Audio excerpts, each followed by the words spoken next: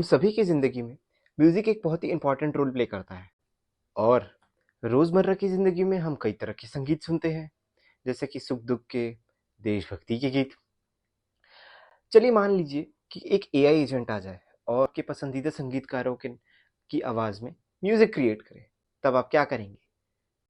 चलिए आज बात करते हैं एक ऐसी म्यूज़िक स्ट्रीमिंग कंपनी के बारे में, जो हमारी रोज़मर्रा की ज़िंदगी में बहुत इम्पोर्टेंट रोल प्ले करती है और वो हमारे म्यूज़िक एक्सपीरियंस को बहुत एनहांस भी करते हैं। हाय गाइस, मेरा नाम अंकित वर्मा है और आज हम बात करेंगे स्पॉटिफाई के बारे में। साल 2006 की बात है जब डैनियल एक और मार्टिन लॉरेंसन स्वीडन में एक यूज़र फ्रेंडली प्लेटफॉर्म लॉन्च करते हैं जिसका एम था म्यूज़िक पायरेसी और एक यूज़र फ्रेंडली एक्सेस प्रोवाइड करना। और इसी के ना चलते चलते उन्होंने स्पॉटिफाई को ढूंढा।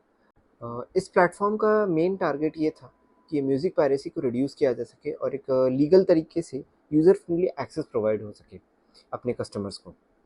और इसी के चलते स्पॉटिफाई आगे बढ़ता गया। इस प्लेटफॉर्म की खासियत ये थी कि एक फ्रीमियम मॉडल पे वर्क करता था, जहाँ पर लोगों को अगर म्यूज़िक सुनना है तो उन्हें एड्स देखने पड़ते थे और उसके बाद वो म्यूज़िक सुनते थे, या फिर अगर उन्हें एड्स नहीं देखना है और उन्हें एड्स रिमूव करना है तो उसके लिए वो एक प्रीमियम सब्सक्रिप्शन खरीद सकते थे और उसके थ्रू वो गाने सुन सकते थे। देखा जाए तो स्पॉटिफाई डेटा के साथ टेक्नोलॉजी और यूज़र इंटरफेस पे बहुत फोकस करता है। नहीं नहीं, जब आप अपना अकाउंट क्रिएट करेंगे तो वो आपसे लैंग्वेजेस पूछेगा। जैसे कि मैंने जब अपना क्रिएट किया था तो मैंने हिंदी और इंग्लिश सिलेक्ट किया था। कौन से जॉनरा में मुझे म्यूज़िक पसंद है, कौन से आर्टिस्ट मुझे सबसे ज़्यादा पसंद है। इस तरह से आप अपना म्यूज़िक सिलेक्ट करके उसमें अपने ऐप में अपना रजिस्ट्रेशन कर सकते हैं।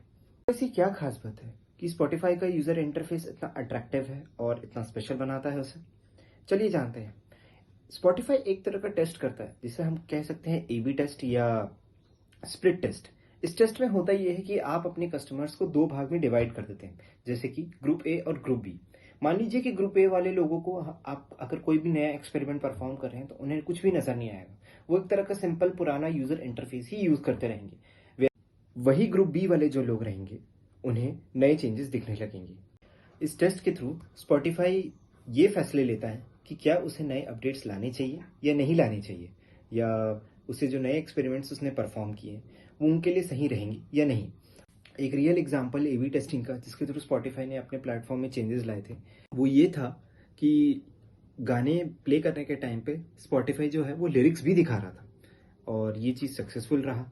देखा जाए तो स्पॉटिफाई बहुत ही इनोवेटिव मार्केटिंग स्ट्रैटेजी अपनाता है। ऐसे तो जब आप इनके प्लेटफॉर्म में रजिस्टर करेंगे तो एक साल के बाद जितने भी गाने आप सुने रहेंगे और कितने घंटे आपने गाने सुने, कौन से गाने सबसे ज़्यादा टॉप में थे, कौन सा एल्बम आपने सबसे ज़्यादा सुना, इन सब चीज़ों पे एक बहुत अच्छी स्टोरीज बनाते हैं और इसे वो शेयर करने के लिए इंस्टाग्राम और स्नैपचैट में प्लेटफॉर्म भी प्रोवाइड करते हैं। यहाँ तक कि एक बहुत ही आसान तरीका हो जाता है लोगों को अपनी स्टोरी शेयर करने के लिए, अपनी कहानी शेयर करने के लिए, या ये कह सकते हैं कि डेटा को बहुत ही अलग तरीके से इमोशनल स्टोरी टेलिंग में बदल दिया जाता है।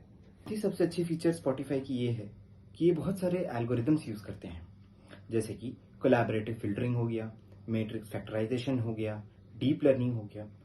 बात की जाए कोलैबोरेटिव फिल्टरिंग की तो Spotify item to item collaborative filtering use करता है। इसे हम इस तरीके से समझ सकते हैं। चलिए मान लेते हैं दो गाने हैं, मेरे सपनों की रानी और रूप तेरा मस्ताना। एक यूज़र ए है जो ये दोनों गाने सुनता है और यूज़र बी है जो सिर्फ रूप तेरा मस्ताना सुनता है, तो उसे स्पॉटिफाई मेरे सपनों की रानी भी रेकमेंड करेगा और इस तरीके से कोलैबोरेटिव फिल्टरिंग का इस्तेमाल होता है। तो अब आप समझ ही सकते हैं कि स्पॉटिफाई कितना एनहांस्ड है अपने एल्गोरिदम्स को यूज़ करने के लिए और वो कितनी रिसर्च करते हैं अपने यूज़र के इंटरेक्शन को और उनके एक्सपीरियंस को एनहांस करने के लिए। अब बात करते हैं ऑटोनॉमस एआई एजेंट्स की। वैसे तो एआई एजेंट्स हमारी ज़िंदगी में हमारे बिजनेस प्रोसेसेस हो या डेली लाइफ की वर्क हो उसको आसान करने के लिए बने हैं, लेकिन अगर ये देखा जाए, ऐसे देखा जाए तो ऑटोनॉमस एआई एजेंट्स जो हैं उनका इस्तेमाल म्यूज़िक क्रिएट करने के लिए भी हो सकता है। हमारे पास बहुत सारे सिंगर्स के डेटा हैं, उनकी आवाज़ के टुकड़ों को यूज़ करके भी बनाया जा सकता है। लेकिन इसमें एक प्रॉब्लम है। प्रॉब्लम ये है कि ये सारा डेटा जो है वो कॉपीराइट इशू में आ जाएगा। लेकिन क्योंकि हम डेटा से नए नए वेरिएशंस निकाल सकते हैं और हम नए नए तरीक़ों से म्यूज़िक को साउंड इफ़ेक्ट्स दे सकते हैं, जिससे कि नए नए म्यूज़िक सीखने को मिले। देखा जाए तो डैनियल एक का ये कहना है कि अगर मैं किसी एआई टूल से म्यूज़िक बनाता हूँ तो वो ऑडियो फाइल जब वो लेंगे या स्पॉटिफाई में मैं डालूंगा, तो उस ऑडियो फाइल से वो ये डिटरमाइन कर सकते हैं कि आपने कौन से टूल्स इस्तेमाल किए हैं। लेकिन अगर एक autonomous AI agent music create करता है, तो ये डिफ्रेंशिएट करना बहुत ही मुश्किल है कि क्या वो सच में एक रियल कंटेंट क्रिएटर है या एक ऑटोनॉमस एआई एजेंट है। और ये एक सबसे बड़ी प्रॉब्लम एग्जिस्ट करती है। लेकिन मेरा सवाल आप लोगों से ये है, ज़रा सोचिए एक बार के लिए, हम सभी की ज़िंदगी में म्यूज़िक बहुत ही इंपॉर्टेंट रोल प्ले करता है। लेकिन अगर मैं ये कहूँ कि मुझे एक ऑटोनॉमस एआई एजेंट की म्यूज़िक को बहुत पसंद आ रहा है, तो आप क्या कहेंगे? क्या शायद हो सकता है कि आपको भी बहुत पसंद आए? ज़रा सोचिए इस बारे में।